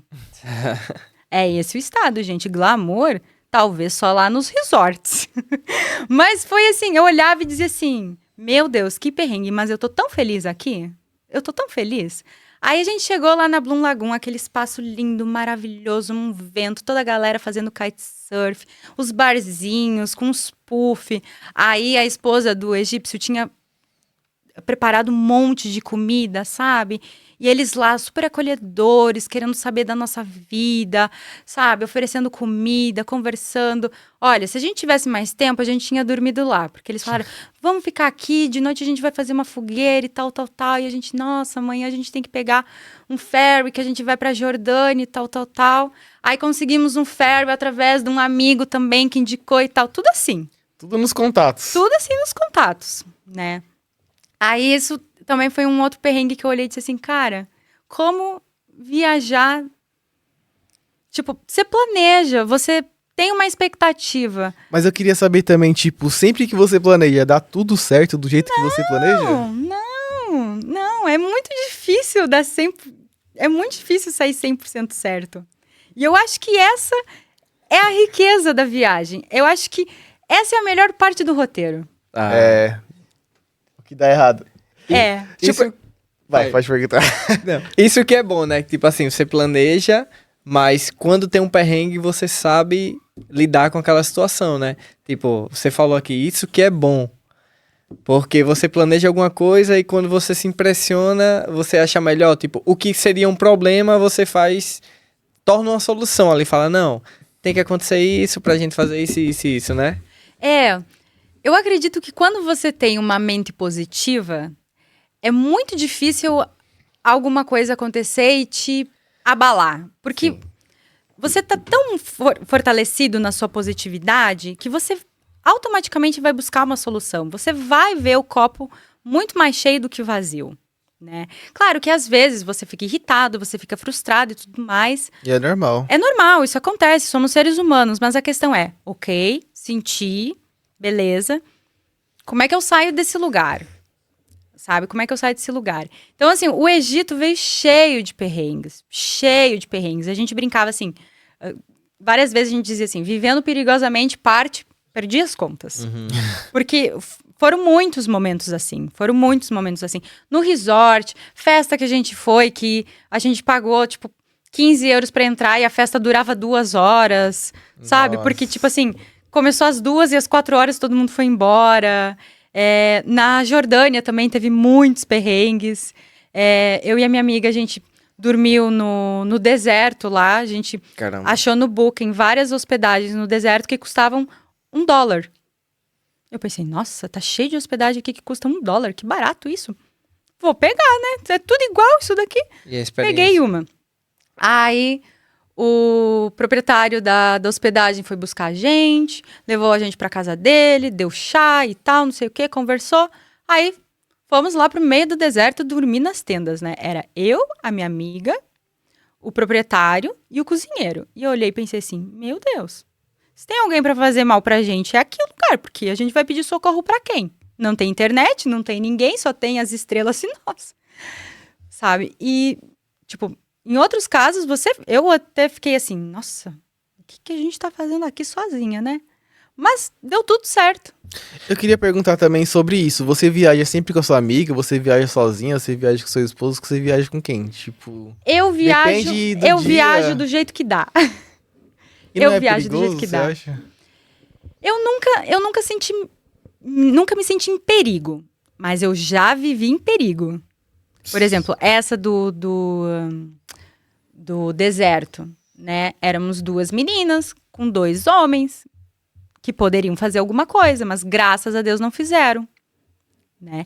Então, assim, foi tudo muito tranquilo. Em nenhum momento a gente se sentiu ameaçada, sempre muito respeitosos e tudo mais. No outro dia, fomos fazer um tour, porque o que acontece? Dica, gente, quando vocês forem pra Jordânia e forem dormir lá no Deserto Vermelho. As hospedagens são a $1 para chamar sua atenção, porque depois eles cobram $50 pelo tour que eles fazem com você no deserto. De 1 vai para 50, né? Entende? Tem isso. Mas a gente negociou lá um bom preço. E até nesse passeio do deserto foi um perrengue, porque o Jeep que nós estávamos utilizando deixou de funcionar no meio do nada. E a questão foi, meu Deus do céu, como é que a gente vai sair daqui? Porque às 11 horas tem um ônibusinho pra gente ir pra cidade de Petra. Como é que a gente vai fazer? Aí lá no deserto todo mundo se conhece, né? Aí o nosso proprietário chamou um amigo que foi lá com um Jeep, que buscou nós e tal. E a gente olhou assim, mas o ônibus é às 11 horas. Pode ficar tranquilo. A gente chegou meio-dia e o ônibus só foi sair 1h30 da tarde, porque estava aguardando também outros turistas chegar. É por isso assim, todo mundo se conhece lá. E a língua que você usa é sempre o inglês? Sempre o inglês. O inglês ajuda Todo muito. lugar. Eu digo assim, ó, tem coisas na vida que a gente tem que aprender. Inglês, Excel, finanças e comunicação. Eu queria falar também um pouco sobre finanças. Tipo, pra quem tá imigrando, pra quem vai imigrar, o que você acha, tipo, dar uma dica, um conselho? O que você acha, tipo, tem que ter o financeiro bom? Um planejamento financeiro vai te trazer paz. Vai te trazer paz. Vai te trazer paz para você conseguir pensar. E para você ter possibilidades de decidir por aquilo que é melhor. Não pelaquilo que você tem. Sim. Sabe? Porque quando você está num lugar de escassez mental e financeira, você não tem uma capacidade de pensar melhor. Você diz sim para tudo, né? Você diz sim para um emprego que vai te adoecer, para um emprego que te explora, né? E às vezes as pessoas ficam nessa situação e não têm força de vontade para sair, sabe? Então, assim, o planejamento financeiro é muito importante. E às vezes a gente fica numa situação tão complicada de vida financeiramente e não aprende. Eu aqui em Portugal passei já pelos meus momentos de sombra. Já passei por momentos que eu fiquei assim, caramba, eu só tenho isso na minha conta. E ainda falta tantos dias para eu receber. Ou em outros momentos, meu Deus do céu, o que eu vou fazer para ter dinheiro no próximo mês? Sério? Já passei por esses momentos. Sabe? E são graças a esses momentos que hoje eu tenho uma relação muito melhor e muito mais saudável com o dinheiro. Porque dinheiro é energia. É importante. É muito importante. É muito importante. Que eu acho que você tem que abdicar de muita coisa, né? Tipo, até pra juntar um dinheiro. Se você é uma pessoa que você sempre anda ali com seus amigos e tudo, e você não consegue juntar. E tipo, quando você larga essas coisas e você foca naquilo que você quer, você consegue, né? Então, pra se planejar, eu acho que, tipo, essa questão de amizade e tudo, infelizmente você tem que dar uma afastada pra ter aquele seu objetivo, né? É o que eu falo muito, pronto. Quando eu vim para Portugal, eu aproveitei muito com meus amigos no Brasil. Eu fiz, não, eu vou aproveitar os meus momentos lá para vir para cá. Só que, por um lado, fez falta porque quando eu cheguei aqui eu não fiquei tão tranquilo. Porque eu não tive a coragem de abdicar. Você não quis deixar de curtir no Brasil com seus amigos. Isso, mas eu vejo... aqui. Depois eu vejo que para mim seria mais importante eu ter cortado e ficado mais tranquilo. É a questão dela falar do planejamento. Pô, tem pessoas que não se planejam e já querem vir com aquilo que tem. Mas você acha que a pessoa, tipo, planejando, abdicando das coisas que gostam, da curtição, das coisas que fazem, e depois conseguem juntar pra vir mais segura, né? Pra cá. Eu falo por mim, porque, tipo, eu tenho amigos no Brasil que falam, não, vou vender meu carro e vou ir. Você acha que com 20 mil dá pra mim sobreviver aí? Eu passo a realidade pra ele, falo, mano, com 20 mil você vai fazer o quê? Você vai conseguir comprar uma passagem? Você vai conseguir tirar o visto? Você acha que você vai conseguir alugar uma casa pra você conseguir morar? Eu passo a realidade. Eu acho que assim, hoje tem muita informação disponível na internet e a gente também sempre pode conversar com pessoas que estão num lugar onde a gente gostaria de chegar, né? E também tem muito daquilo que a pessoa busca, né? Do nível de conforto que a pessoa quer ter. Porque quando a gente migra, a gente faz uma escolha e cada escolha é uma renúncia, né? Então, por exemplo, assim, eu me planejo para as minhas viagens, eu me planejo para a Nayara do futuro. Então, por exemplo, assim, falando da minha vida pessoal, eu já estou mais perto dos 40 anos. Daqui a um tempo, eu vou querer fazer reposição hormonal. Eu sei que é um procedimento que tem um investimento necessário. Então, para não pesar isso daqui a uns anos, eu começo todos os meses a colocar 10 euros num investimento. 10 euros, 5 euros que seja. Eu mais para frente quero fazer um intercâmbio voluntário. Para eu fazer um intercâmbio voluntário, eu tenho que ter um investimento separado, porque nem tudo eu vou conseguir gratuitamente. Então, eu vou destinando uma parte desse dinheiro. Sim. Às vezes, eu quero realizar algo em um ano. Eu penso, quanto vai custar isso? Ah, vai me custar 120 euros. Daqui a um ano, eu quero realizar algo que vai me custar 120 euros. Eu posso, uma vez por mês, mandar 10 euros para uma poupança ou para um investimento. Não vai me pesar, porque 10 euros é o quê? É um lanche que a gente toma num café? Sim. Né? E acho que essa questão da pessoa ter consciência dos seus gastos também é muito importante, porque tem gente hoje que não sabe quanto ganha, que não sabe quanto vale a sua hora. Uma vez eu falei isso para uma amiga, eu disse assim, quanto vale a sua hora? Ela disse, não sei, então pega o seu salário e divide pelas suas horas de trabalho e vê quanto custa a sua hora. Para na hora que alguém desperdiçar o seu tempo, ou que você vê que está desperdiçando o seu tempo, saber quanto que vale essa hora. E depois pensar, quanto é o meu custo de vida? Meu custo de vida não pode ultrapassar 75% do que eu ganho. Porque os outros 25% eu tenho que ter 5% para lazer, mais 5% para diversão, mais 5% para investir, por exemplo, que seja, né? Eu acho que é você olhar para o que você tem e ver como é que você distribui aquilo que você tem. E se o que você tem não chega para fazer tudo o que você deseja, se movimente para buscar mais. Tá cheio de possibilidades aí. Naira, agora mudando um pouquinho de assunto, eu queria que você falasse um pouquinho dos seus projetos. Eu vi que você fez a caminhada, você quer falar um pouquinho sobre? Sim, então, eu estou aqui com alguns projetos na área do turismo.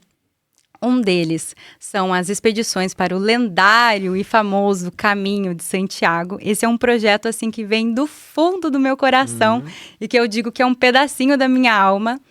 Eu já fiz 4 vezes o Caminho de Santiago, em diferentes rotas, a pé e de bicicleta, sozinha e acompanhada.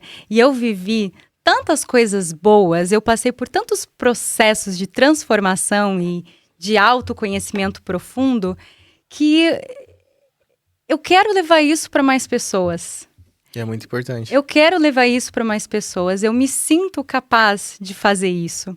Então, no último caminho que eu fiz, foi muito com esse intuito de me conectar com o caminho para entender se é isso mesmo que eu desejo fazer, pelo menos esse ano. E tive, assim, insights profundos, assim. Cada dia eu senti que eu acessei uma parte de mim, sabe? Eu pensei, é isso. Então, eu organizei 2 propostas de expedições que eu vou realizar esse ano. Em maio, eu vou fazer o caminho central de 1 a 6 de maio, saindo de Valença do Minho. E em setembro, é o caminho da costa, que é mais ambicioso em termos de dias. Porém, esse eu tenho 2 opções. Tem para quem quer fazer o caminho completo comigo, saindo do Porto no dia 1, ou então saindo da cidade de Baiona no dia 6 de setembro. Eu preparei essas 2 expedições, eu vou liderar os grupos, então quem se juntar a mim vai ter o meu acompanhamento antes, durante e depois, vai ter as hospedagens com café da manhã incluída, vai ter uma experiência de banhos termais na cidade de Caldas de Reis para reenergizar, para a gente completar os últimos quilômetros da etapa, vai ter um almoço de comemoração em Santiago de Compostela, vai ter dinâmicas de reflexão e autoconhecimento que eu vou trazer para essa experiência. Porém, essa parte não é nada rígido, não é nada exato dentro do programa, porque eu entendo que quando a gente faz uma peregrinação, quando a gente faz uma viagem no estilo do Caminho de Santiago, a gente vai em grupo, mas cada um tem a sua caminhada, cada um tem o seu momento. Então acontece, podemos ir nós três. Vai ter momentos que eu vou querer ficar sozinha com os meus pensamentos. Sim. Vai ter momento em que eu vou querer estar com alguém para me sentir acolhida. Vai ter momentos em que eu vou sentir a necessidade de acolher outra pessoa. Então vai ter os momentos de dinâmica, de reflexão, mas é para quem se sentir convidado para aquele momento, né? Então eu preparei um programa assim com muito carinho, com muito cuidado, e eu tô assim super animada para esse momento. Eu tô colocando muita energia e tô pedindo todos os dias para que Deus coloque no meu caminho as pessoas que possam se beneficiar dessa experiência comigo. Nossa, muito obrado. Já quero convidar todo mundo. Já deixo aqui o convite para vocês para fazer essa caminhada Olha aí, comigo. Matheus, a gente tem que ir, mano. Vamos pensar direitinho, tá bom. Esse projeto vem muito do fundo do meu coração, assim.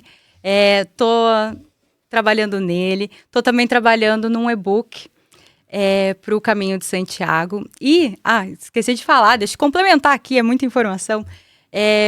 Tem algumas pessoas que me perguntam, né? Será que eu dou conta de fazer 6 dias de caminhada? Não existe limites para uma mente decidida. Porque vai ter momentos que quem vai fazer o caminho não são as pernas, é a mente. É a mente, sabe? E eu tenho uma planilha de preparação mental, eu criei um workbook para também auxiliar na preparação emocional. Tem uma amiga minha que fez o caminho que ela diz, mais pesado do que aquilo que a gente carrega na mochila é aquilo que a gente carrega nos nossos pensamentos. E no meu último caminho, eu trabalhei muito a questão da força interior, que eu senti, que eu estava numa fase fragilizada aqui em Portugal, porque eu fui desligada de uma empresa, tentei voltar para o mercado de trabalho, não estava conseguindo, recebi um convite para trabalhar com uma especialista e comecei a me movimentar e vi que a minha vida estava indo muito mais para o lado do empreendedorismo. Então eu tive que me desvincular de uma Nayara freelancer, de uma Nayara que não estava conseguindo uma recolocação profissional, para me tornar a Nayara empreendedora. Porque no fundo todos nós somos empreendedores de nós mesmos, né? Sim. E comecei a me movimentar, muitas oportunidades foram surgindo e eu senti que eu estava subindo a montanha. E eu estava subindo a montanha, estava bem. Eu cheguei lá em cima da montanha, eu vi a vista e eu fiquei feliz com aquilo que eu vi. Mas, de repente, veio uma ventania e me derrubou para baixo. E daí, quando eu fui subir a montanha de novo, eu não tinha forças e eu não tinha visão, porque estava cheio de neblina. E eu fiquei, o que eu vou fazer agora? Eu tenho que continuar subindo, porque eu sei que lá em cima tem uma vista boa. Eu já cheguei lá uma vez. Posso chegar de novo. E daí eu fui fazer o Caminho de Santiago muito nesse sentido do tipo, deixa eu acessar, de alguma forma, a força interior que está dentro de mim. E no primeiro dia do caminho, eu pedalei mais de 100 quilômetros. Bati meu recorde.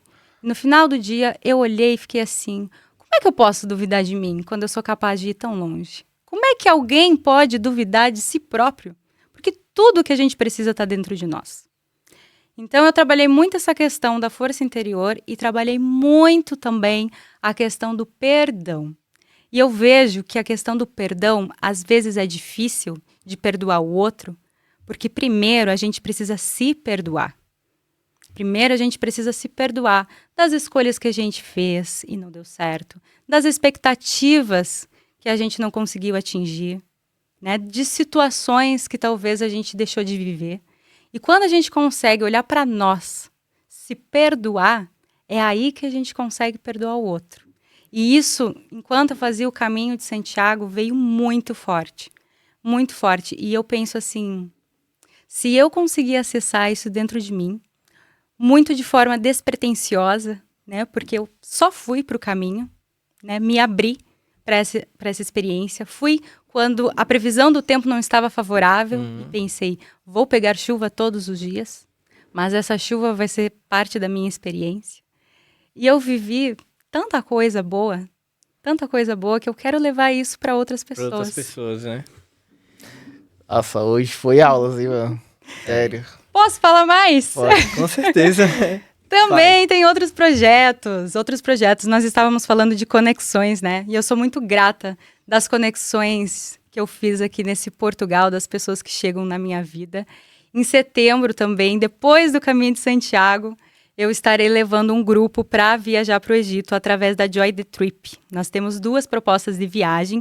O Egito Express, que contempla a cidade do Cairo, as pirâmides de Gizé e o cruzeiro do Rio Nilo. E o Egito mais completo, que além dessa experiência, ainda usufrui de 3 dias em resort, com tudo incluído na região do Mar Vermelho, para mergulhar com os corais e ser feliz no meio daquela imensidão histórica e riqueza. Assim, eu já viajei para muitos lugares, mas o Egito está no meu top 5. Foi especial, né? O Egito entregou tudo e mais um pouco, e eu tô assim muito animada para regressar nessa terra tão rica, tão maravilhosa e levar outras pessoas comigo para viver de perto tudo aquilo que a gente vê em filmes e em livros. Então, o seu top 5 aqui. Não, pra não polemizar, não vou botar em ordem, primeira, segunda, terceira. Tá. Mas eu quero saber o seu top 5 de 30 países. Egito, Aham. Ilha da Madeira. Olha, Ilha da Madeira. Ilha da Madeira. Deixa eu ver. A Praia Grande, no Brasil. Praia Grande no... Ubatuba? Não, no Rio Grande do Rio Sul. Grande do Sul. Praia Grande. Essa viagem também foi com a minha mãe para comemorar meu aniversário quando estava no Brasil. E assim, entregou tudo. Ai, meu Deus. Nossa, top 5. Eu acho que uma viagem que eu gostei muito foi Tenerife também. Tenerife. E quando eu viajei para as Astúrias de autocaravana. Top. E Fechou. para somar, uma viagem que eu gostei muito também, que eu fiz de bicicleta, foi a Costa Vicentina, que é uma parte aqui de Portugal pouquíssima explorada, porque o Algarve leva a maior fama. Sim. E a Costa Vicentina, se eu tivesse que me mudar hoje para algum lugar aqui nesse país, seria para Costa Vicentina, para algum lugar de lá. Ia pra lá. Top. Muito obrigado. Você gostou de participar com a gente? Eu adorei estar aqui com vocês. Muito obrigada por esse momento. A gente agradece. Obrigado pelo convite. Obrigado pela sua história, por tudo que você ensina pra gente. Quer deixar suas redes sociais pra gente, pessoal, seguir? Eu falo aqui para essa câmera. Pode falar. Vai lá, foca lá, foca lá. Foca lá. Gente, bora viajar comigo, bora fazer Caminho de Santiago, bora viajar pro Egito, bora viajar com propósito. Me procurem no Instagram, aqueles que viajam, pra gente continuar junto, mantendo aqui um contato profundo e ampliar as nossas conexões. Muito obrigado. É isso, Nara. Muito obrigado. A gente saiu daqui, tipo, bem mais rico. Foi aulas. Aulas, filho. Aulas cria. Obrigado, viu?